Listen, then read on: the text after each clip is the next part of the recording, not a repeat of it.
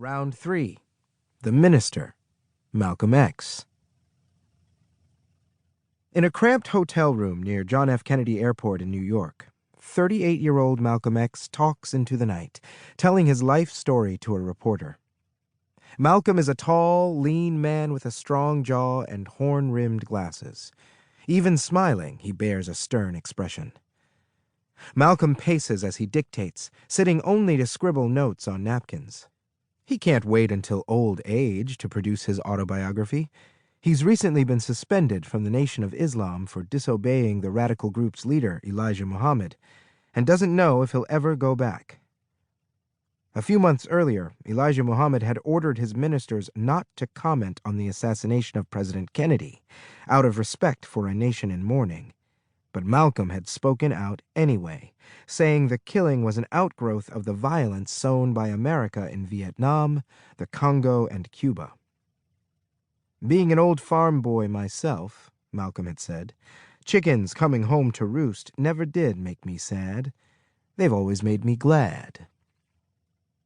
There are other issues, other forces driving a wedge between Malcolm and his teacher. Malcolm has learned that Elijah Muhammad had fathered numerous children with young women employed by the Nation of Islam. Malcolm has been telling others in the organization about their leader's disappointing behavior. Now Elijah Muhammad is furious, and rumors have made their way to New York that Muhammad wants Malcolm X dead. All his life, Malcolm has survived. He survived poverty, prison, and knife fights. He plans to survive this, too. This is where his struggle for survival starts.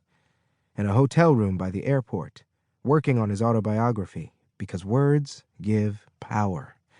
And Malcolm isn't going to let Elijah Muhammad or J. Edgar Hoover's Federal Bureau of Investigation or the white news media or anyone else define him with their words. He will define himself with his own words, his own new credo on his own terms. A great revolution is building in America. The prevailing racial order is under attack with a fury not seen since the Civil War. Black men and women are awakening and fighting for power. Change is coming, finally, and Malcolm is determined to push it. Force it, if need be, regardless of what Elijah Muhammad or anyone else has to say. It's 2 a.m. when Malcolm leaves the hotel and drives to his home in Queens. An FBI agent monitors his every move.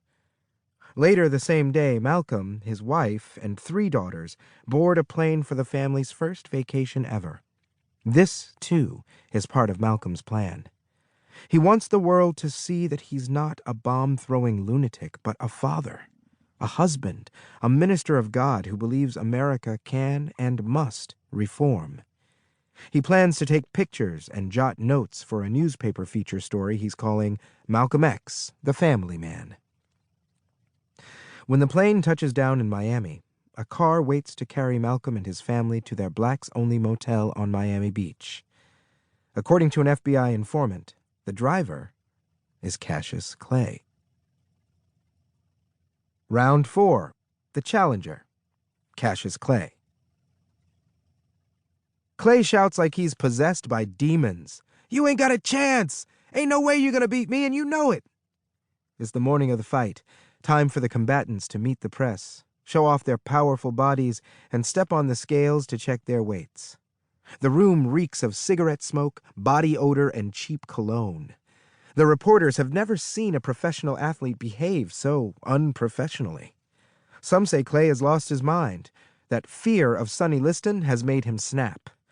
Everyone in the room is talking, but Clay is talking loudest of all. "No chance! No chance!" he hollers, ignoring the boxing officials threatening to fine him if he doesn't shut up. Like Malcolm X, Clay won't be told what to do. He'll beat the odds and defy the expectations of any who would seek to control or exploit him. Clay points at Liston, saying he's ready to fight the champ now, this very instant, without gloves, without a referee, without a paying audience, man against man. His face shows no trace of humor. He yanks off his white robe, revealing a long, lean, brown physique, his stomach and chest muscles rippled. He lunges at Liston as